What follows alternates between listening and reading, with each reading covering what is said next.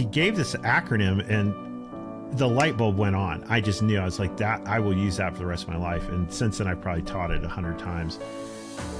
You're listening to the Faith and Work podcast, where we explore ways to serve God and others in our daily work to bring life and hope to workplaces and cities. Welcome to the Faith and Work podcast. I'm Ross Chapman. I'm the CEO of Denver Institute for Faith and Work and your host for today. And today we're continuing our series that we've been doing all year long called Voices from the Workplace. It's where we explore the stories and experiences of leaders working across different industries. And today we're launching into a new industry. We're talking with a guest from the arts and media industry, and I'm very excited for you to hear from him. It's an incredible conversation. He's an expert storyteller. He's someone who's spent his entire career using film and media to bring real change by telling stories of impact. And so we're going to ask him, what does it mean to tell a good story? How do you listen for a good story? How do you become a person who can listen for a good story? And then how do you translate that to actually telling it in some sort of media? And really, whether you work in film or media or not, you're going to be encouraged today because you're going to see how God has uniquely positioned people in everyday workplaces to transform workplaces and cities and whole communities, but also because of all the technology and tools that we have in our pocket today, we're all creators on a different level. And so you're going to learn something that you can take with you today as well. So without any further delay, let me introduce you to our guest, TC Johnstone. TC is an impact documentary film director and producer, and he has produced and directed multiple features and short documentaries, including In the Dirt and the award-winning film Rising from Ashes. It was executive produced by Oscar-winning actor Forrest Whitaker. That film went on to win 19 film festivals, received U.S. and international distribution, and sparked the creation of the Rising from Ashes Foundation, which continues to support the work of peace and reconciliation. If you haven't checked it out before, you definitely should, Rising from Ashes. TC is also the founder of the Gratis 7 Media Group Foundation, which produces films designed to create measurable change in 5 areas: reconciliation, equipping servant leaders, assisting the poor, caring for the sick, and educating the next generation. TC, welcome to the Faith and Work podcast. Thanks for joining us today. Hey, Ross. Thanks for having me. It's a joy to have you. It's been fun just getting to hang out with you a little bit more frequently over the last few months, and just have really had a fun time learning from you about story and about the arts and filmmaking and how important that is. And so we're so glad to have you on the podcast talking about this in the Voices from the Workplace series. And I thought we'd just dive in with just tell us a little bit more about what is your job? What are you actually doing? What are you creating in the world? What does that look like on a day-to-day basis?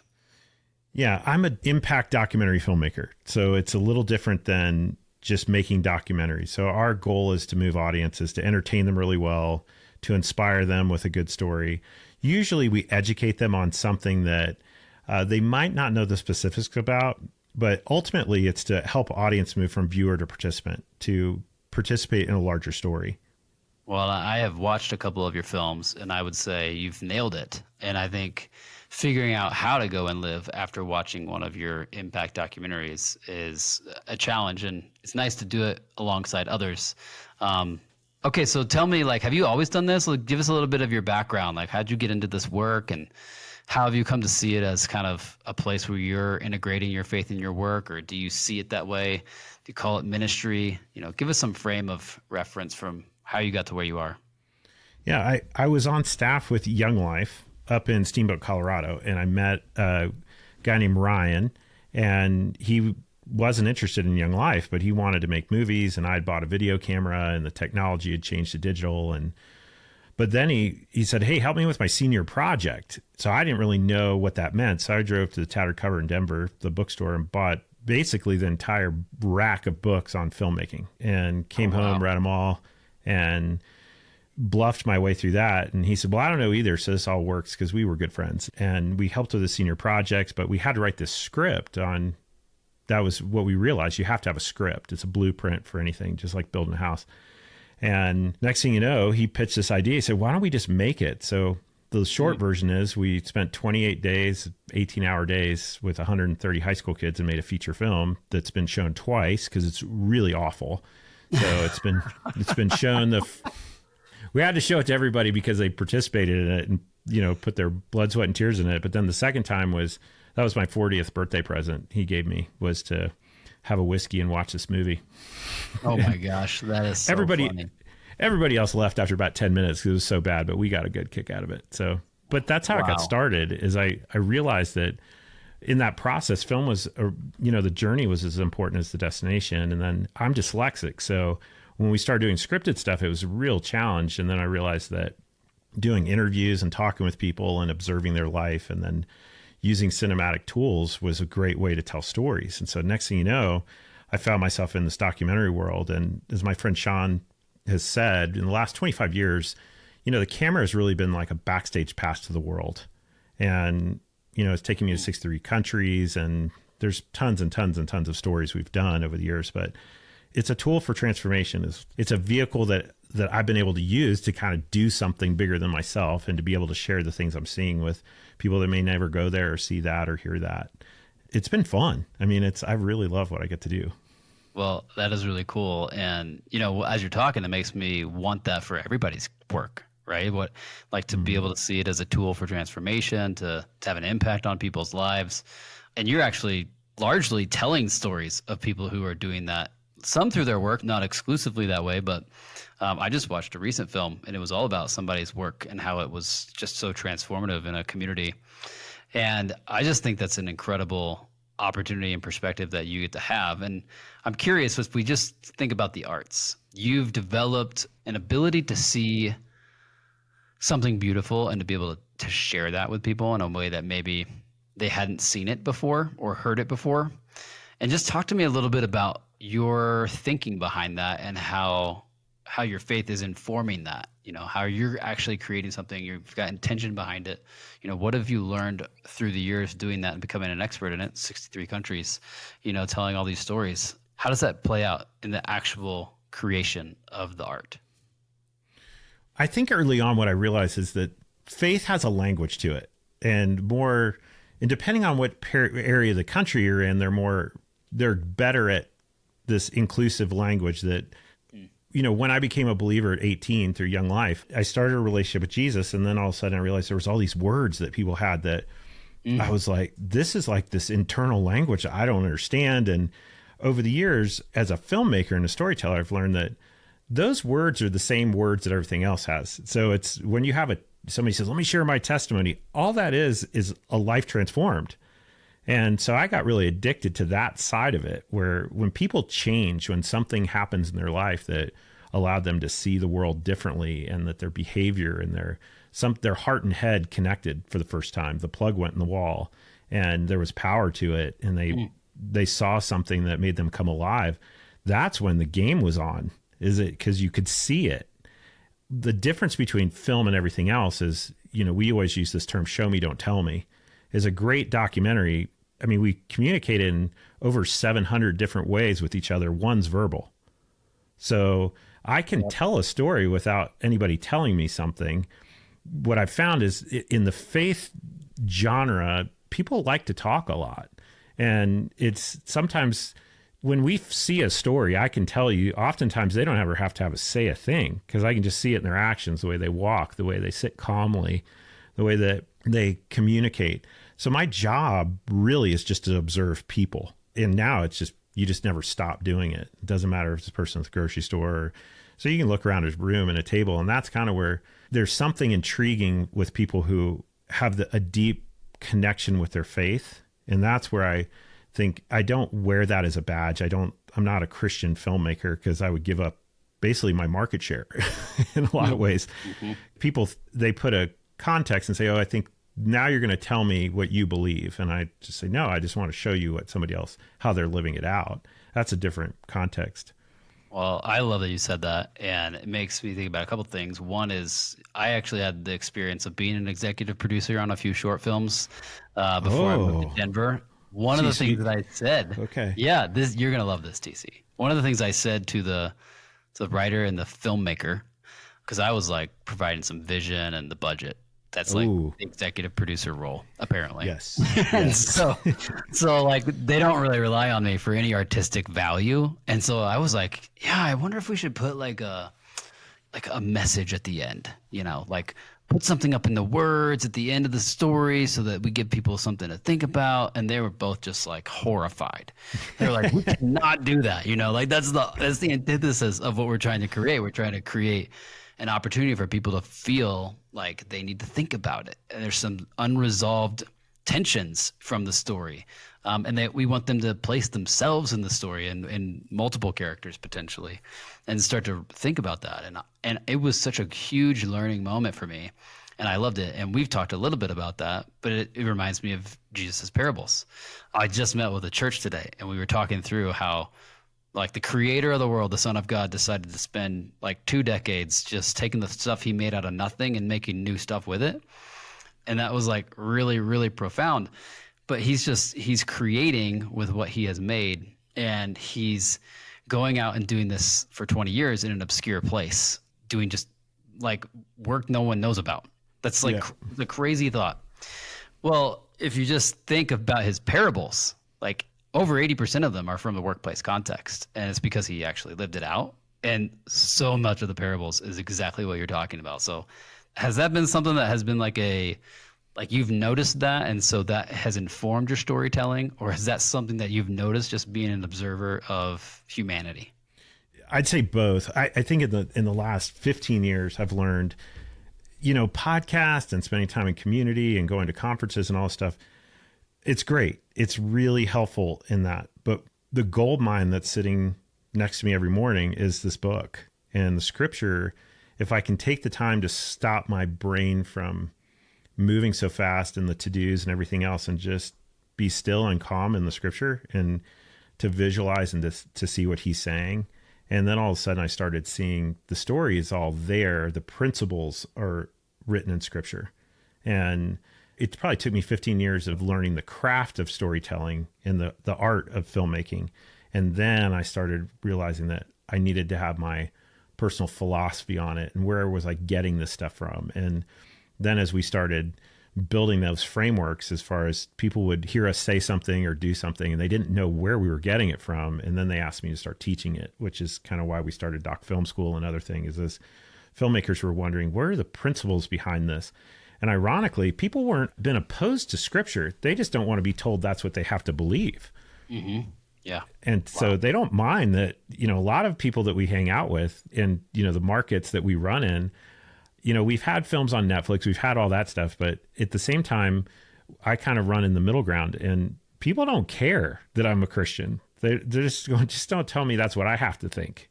And if my life is lived out in a way that is reflective of something they want, they'll ask. And most of the time they know they want to have the conversation. So it's not very disruptive.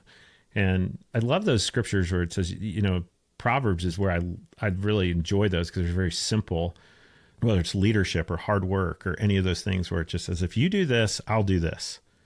Don't go build your barns and then plant your fields. It's like simple things like that. It's like, go plant some stuff and then you can figure out where to put it. But some of that story stuff, and you can just apply that to, you hear people have these big dreams and they talk a lot, but they don't do anything, that they talk about their work or they talk about their business being, faith-based. I'm like, no, just go I know you're already doing it because I've seen it. Just don't talk about it. You don't have to talk about it.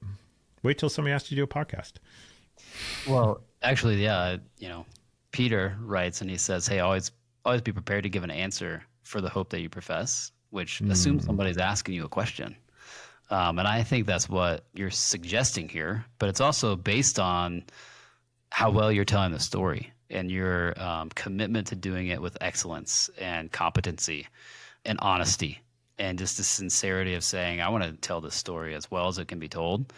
And I think that applies to all of our kinds of work. Like if we're known as like the most competent workers and the ones who are trying to do it most excellently and most curiously, that kind of gives people the interest to go, hey, why are you doing it this way? Or tell me more about your perspective on this. Mm-hmm. So I love that you have that mentality. Take us like into something like, let's just say I'm wanting to kind of get into storytelling or art. Like what are a couple principles that you as a seasoned storyteller who's really trying hard to integrate faith and work might suggest for a Christian in this industry to think about as they're doing the work? Yeah, there would probably be three things. The first one is learning to be curious. And a lot of that is just self-awareness. So it's, you can observe some great things if you just put your phone down and just start watching people. So a lot of the times for me, everybody laughs when they'll say, what time do you need to be at the airport? And I'm like, I don't know. It's several hours before my plane flight, because I love watching people, because it's a place where there's stress and a destination, and nobody goes to the airport without purpose. So they're going to be in this space where they're in a transition. So just watch people, the way they walk, the way they have their dog, what they want you to think, how they dress. It's like, it's a great place to observe people, but that can springboard anywhere. Go to lunch with people and just watch how they eat lunch. What, are they on their phone? Are they talking with people? Do they go observe the birds? That you can see these things. And I think the first one is just to learn to be curious and to be able to start looking and watching people. And a lot of that's self-awareness, but then also taking the time to just not be distracted. The second thing I would say is to learn to ask great questions. And some of that's vulnerability, is not having the answers to things. And just, you start with curiosity. And then I ask people how to do everything. I'll see somebody I saw somebody recently, it was a African-American gal, and she had these shoes, but they were laced up really. And I said, that's amazing. Where'd you learn how to do that? And she said, Instagram. And she told me the whole story about it. And I said, do you have a lot of shoes? And that led to this whole, why she was doing where she was going and this whole thing. But it's just finding that opening question. And I think the third thing is notice the small things. As people are trying to communicate with you, people want to be known. And it's a gift when we give people the gift of listening. And so that's the third one, is just listening to people and not interrupting or having to tell them something that gives you relevance to their story. Just listen. Those three things go miles. But most people I've got 10 minutes to talk with you. Give them 25. Ask them a question about, how was their Christmas? Those things. I mean, those can be done in the workplace. They can be done on anywhere.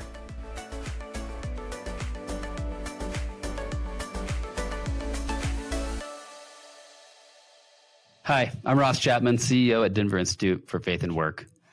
We want to see a future where every person's work brings hope and life to their city, which is a contrast with society's views of work. And for now, it's often a contrast with the views of work we hear at church.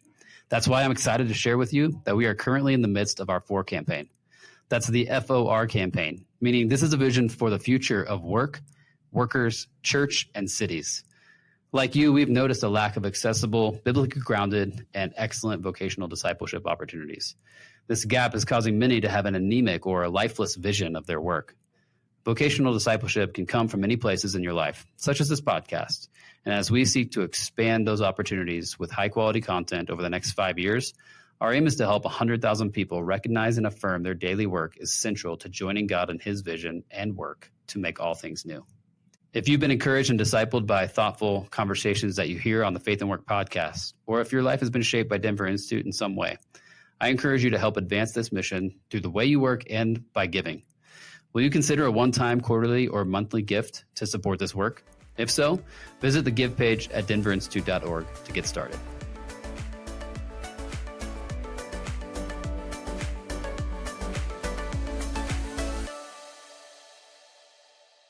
Well, I love that advice. And I'm thinking, okay, so you said be curious requires self-awareness. Asking good questions requires humility. There's like an external result from the internal work. Like, talk to me more about that. Talk to me more about what does it look like to become more self-aware and more humble, and how is that then translated to what you're just being a good observer of people and wanting to engage in their story. Did you have to grow in that? Did you have to grow in self-awareness? How did that happen? Yeah, I mean, the self-awareness part is how am I conducting myself in a place where I'm approachable? In my job, because we deal with a lot of things in foreign languages, it's all in the eyes and how you engage with someone. Just recently, we were in Italy a couple weeks ago for vacation, and I had this entire conversation with this guy at this vineyard, and we never said a word to each other. He knew just that I cared in a way I carried myself, and I didn't, self posture, like all those things. Like I was aware that it was his day off. And we were asking him to open this vineyard up, but I've done that in grass huts in Africa. It doesn't matter. You can feel it. You can feel that tension of anxiety. It's letting go of control and being okay that you're okay, and knowing that there's somebody in control of your life. It's allowing someone else to have authority. I'm not under my own authority. I'm under someone else's authority. And I've surrendered that. So just trust it. It's like a little daily little thing I can do just to say, you know what, I'm going to surrender a little bit right here. I'm probably not answering your question, but. No, that's good. I mean, just the, internal working of what does it mean to become self-aware, to recognize who we are before God. How does that then translate to the questions that you're asking people, how you're interacting with them? So before I ask you some more meta questions about art and creation and creativity, translate those three things into how that shows up in your filmmaking. Yeah. I mean, the difference between, people talk about narrative and fiction and nonfiction. Those are the two categories.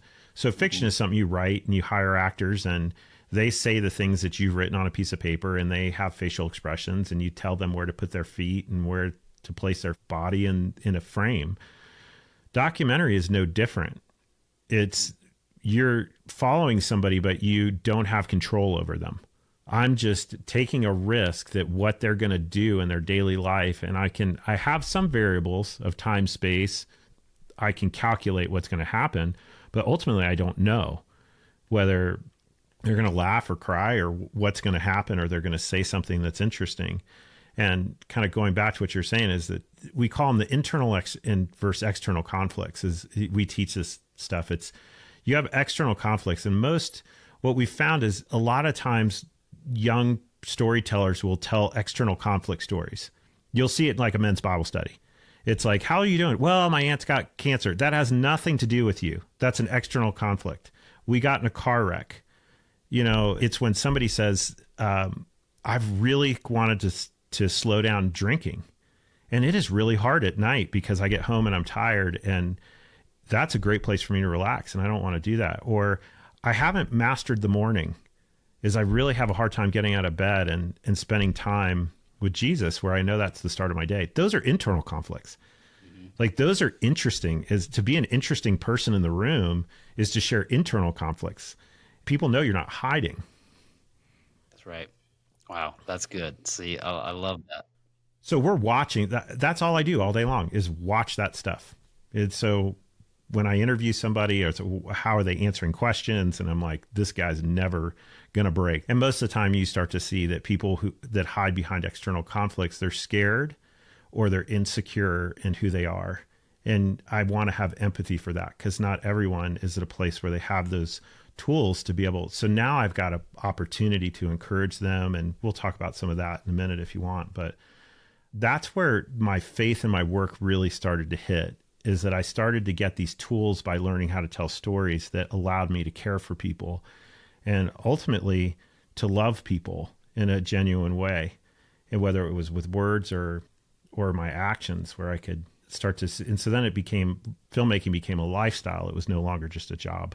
I can totally hear that exactly playing out for you. And I think that's incredible. I mean, I like fiction, but I love what you said about nonfiction. It's being a good observer, not controlling what's going to happen, and leaving a room for what is God doing in this person's life that maybe would be a great story for others to know. Like, what a cool thing. And wow. Well, we're going to give people an acronym to help them get into other people's stories, share their story, really listen for story. But before we do that, just do you have any commentary, just being doing this work for a while now, like what's really, really good about the art industry right now and what's really challenging? Just one thing each. What comes to mind? One thing that's really good and one thing that's really challenging. What's really good right now is that the tools have gotten so incredible. Is anybody can create. And the roadblock is when they have to face the mirror. Whether it's a podcast, whether it's Instagram, whether it's photography. I mean, an iPhone is, the first camera I ever had, my iPhone's 10 times better than that. So, wow. Anybody can create. It's just learning to tell a story. That was the first one. And then what was it? One was about. Yeah. What's the biggest challenge? Like, what do you think is really hard right now in filmmaking or? arts? It's probably two things. One is courage to say something that takes some bravery to put things out there that follow your conviction. And then the second thing is just not being overwhelmed. There's so many outlets, whether it's filmmaking, photography, Instagram, I mean, all the way down to, feature films. It's just, it's like, where do I even start? How do I try to do everything and do nothing very well? And so what we kind of teach folks is simplify things down. Learn to tell a really good story in the practical ways. There's a thing that's on this board in our office, and it says, this happened, therefore this happened, but then this happened. And, you can have somebody talking about where they went to go fill up their car with gas, and you'll listen to that story all day long because they know how to paint the picture. So my biggest thing I even tell feature filmmakers is that, I had somebody just recently tell me about this massive film. I was like, back it down. Like, that one's going to take years. So what's the one you can do this year that you can, so set a timeline or start practicing, instead of just talking a lot, learn to tell a good story and then self-evaluate, whether, and the first one is learning to tell your own story, which is a whole other podcast. But most people really aren't good at telling their own story. And you ask, what's your story? And I hear it 9 out of 10 times. Well, what do you want? I don't, and then they'll kind of go down this track and it's just complete boredom. And I'm like, I know that's not true because I know the person who wrote, I know your author. Yes. So the skill hadn't been developed. Yeah, I think you're right. There's an author and there's a narrator. And if you put yourself in the narrator's shoes, how do you tell that story? I think that's really important. There's like a good story, but there's a good story that's told really poorly that you won't listen to. So, well, that's helpful. Hey, just a curious question. How are you thinking about the influence of AI in arts? Is there anything that makes you excited? I think the norm response seems to be like, oh, this is bad. It's going to steal our stuff and do things with it that we can't control and blah, blah, blah, blah. Like, what's your take? I love it. I think it's the coolest thing that's ever happened. Awesome. Tell us why. You have to have a creative idea. AI is a tool in many tools that help you refine it and get there.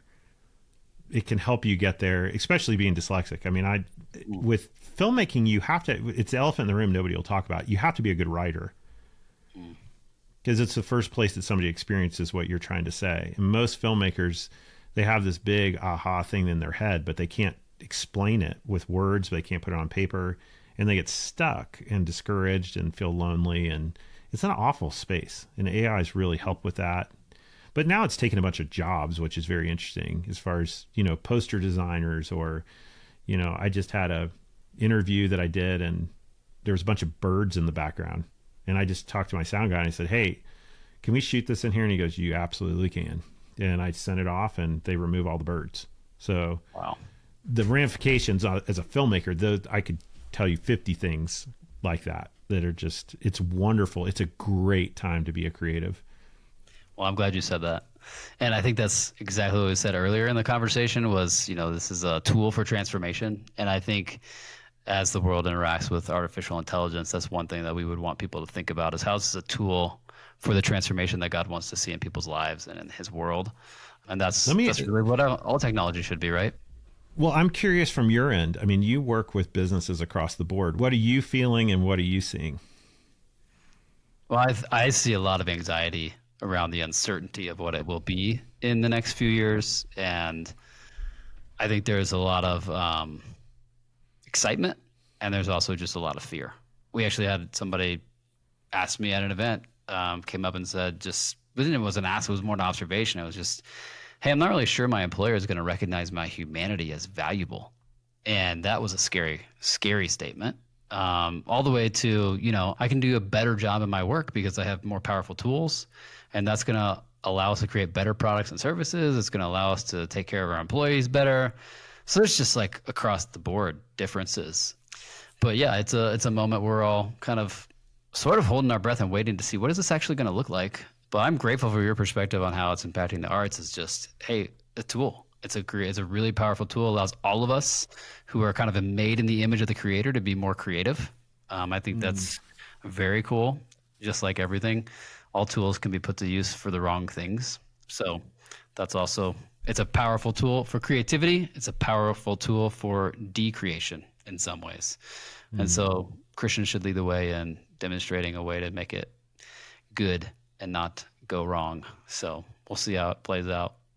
Hey, before I let you go, I really want you to share this acronym that I heard you share at a gathering we had you at. And I just thought it was a really profound way to think about, how do I enter into people's stories? How do I listen for stories? How do I tell stories, even my own? So if you would you share that real quickly just with us? Because I think it's something people can take into their workplace. Sure. This is a tool. So years ago, I did a film on a guy named Rick Warren, and we were sitting in this parking garage, and he gave this acronym, and the light bulb went on. I just knew. I was like, that I will use that for the rest of my life. And since then, I've probably taught it 100 times. So it's SPEAK, SPEAK, and he was an acronym junkie, still is, and it kind of gave this framework for how to engage with people. So S stands for story, and it's a set of questions and actions to take.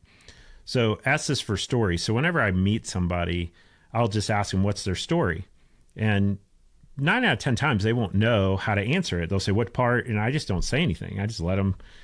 But they will tell you something. Maybe 1 out of 20, they just won't tell you anything, and that's fine too. But now I've gotten to a place where I'm like, well, I'm going to get it. It's like catching a fish, man. I'm here. I'm going to get it. And it's fun. But people will tell you anything. I remember sitting at an airport in LA once, and this lady sat down next to me, and I could tell she was distressed. And I said, hi, how are you? She said, I'm fine. And I said, what's your story? And right out of the gate, she said, my husband's pulling up. I confessed to him I had an affair on this business trip, and he said he forgives me, but I don't know what he's going to do when he gets out of the car. Wow. And that was first, I just asked her a story, so now I'm in it. And I just said to her, do you love him? And she said, I feel like I ruined my life, and it was the biggest mistake I ever made. And I just went for it. I mean, I just was like, hey, she'll never see me again. We're at the LAX airport. And I just said, do you know you're loved and you're a treasure? I said, regardless of what happens here, I was like, your creator loves you more than you will ever know. And she said, actually, my husband and I are Christians. And he walked up, he got out of the car, and she walked up, and I'm still standing there, or I'm sitting on this bench, and he just starts crying. They start crying, and she turns to me, and she kind of just gave me this look like, I have hope. And I was like, well, I'm going to take another chance here. And I just walked up to him, and I just said, you're going to make it. And he just started bawling. And I just walked away, but you don't know. So the first one is story is just ask people what their story is. That's not going to happen every time. But when they do tell you their story, they're telling you basically exposition. They're telling you things about their life that are important to them, where they came from, where they grew up, their siblings. Are they married? Do they have kids? You have all this context to what their life looks like. Then the second thing is asking them what their passion is. That's P. And most people are never asked what they really care about. And just taking the time to listen. Now I have their story. I have a bunch of facts about their life. I know what they really care about, which is a vulnerable space. The third part is just, I now have this arsenal of things that I can encourage them with. Whether they say, I just love going to my kids' soccer games. Well, I can easily just tell them, it's really great that you really enjoy spending time with your kids and you've made that a priority. Have you thought much about how you do that? Or where did that come from? Where did you learn how to do that? You just get really good at asking those things. And then A is assistance. Is usually when I have all this backlog of information, my mind, because we're built with a purpose, and our purpose, whether we know it or not, instinctively, most people who care about other people will want to serve someone else. So it's saying deliberately, hey, I heard you talk about that you're trying to find somebody to do social media for you. It could be anything. It could be how to fix your bumper from a car wreck. It could be anything. And say, hey, I know this guy that lives in your town that has the best body shop in the United States. And can I connect you guys? Or you just simply ask them, hey, what do you need help with right now? Nobody gets asked that. And it's such a simple question. And then K is knowledge. And that's where we're built to be generous. And so you're giving permission to someone else to be generous to you. So it's saying, who do you know or what do you know that I need to know? That's the principle, but what you put that into a simple way of asking them, hey, I was trying to figure out how to buy, my wife and I were buying two new trucks, and we were both buying Toyotas. I didn't know to buy a Tundra or a Tacoma. And I said to her, I met this guy on a plane, he worked for Toyota, and I said, Toyota or Tundra? And he goes, oh man, well, if you're doing this, and he broke the whole thing down, and he gave me the facts I need. We became friends. I still call him probably once every 2 years, and he's still inviting me to come down to Toyota to test drive these cars with him. But Wow. he was so excited to give me knowledge, and that's K. So it's story, passion, encouragement to that person, asking where they need to be where they need help, assistance, and then K is knowledge. What do they know, or who do they know that they can give to me? Now, here's the key to the whole thing. Most people won't do it because of the first question. They don't know how to engage a conversation. So it can be as simple as, and I've just learned, people will tell you anything if you just ask some stupid question. I mean, I'll get to the airport and I'll say, where are you going? They'll tell you. They don't care. I'll say, I really like those shoes. Where did you get them? And then they'll say, oh, I got them at Foot Locker. Cool. What's your story? They'll just start telling you stuff. People want to be heard. They're not known anymore. So it's fun to do with your employees at a business but it does take time. I will tell you this. If you start this progress, make sure my wife will tell me, like if we're sitting there talking to somebody, she's like, don't do it. Don't do it. Because she knows the second you open somebody up and you've asked to be in that situation, you can be in it for a little bit. You're interruptible. That's awesome. Totally. No, TC, thanks for sharing that. I think it's really profound. I think it can be applied to our workplaces. I actually want it to be, because we just did this study with Barna and found out 50% of workers feel isolated and alone in their work.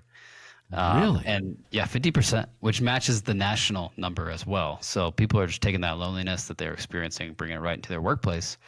Like, what if Christians were known for speak? And they became workers who did speak whenever they got the chance. Maybe, yeah, you're right. People need it. People need to be heard. They want to be listened to. And that's exactly what God offers us. He wants us to share. He asks us questions. What are you searching for? Do you want to be healed? These questions that are open-ended. And man, I just appreciate the way you're going about your work, TC. Thanks for being on the podcast today. I'm going to leave you with the last encouraging word. What would you say to the church about the arts? What would you say to the church in the arts? Anything that would just be, hey, here's where you're seeing good stuff. How would you encourage them? Think outside the box. The world is changing. The church is changing. Business is changing, and we need each other. And the best thing we can do is we need community around something bigger than ourselves. And we don't have to believe the same thing, but we don't have to see eye to eye to walk hand in hand on the things that matter. And 9 out of 10 times, those things are things that we would agree on. And I think we need some conversations of civility. I'm learning that when I just listen to somebody, the amount of conflict that goes away. And I just was about to buy this domain yesterday for this documentary I came up with. It's like the lost art of disagreement or being offended. And I'm like, I know who I am, but I can just fire it off. I'm okay. So that's right. Well, I appreciate that, TC. It's been great to have you on the podcast. Thanks so much.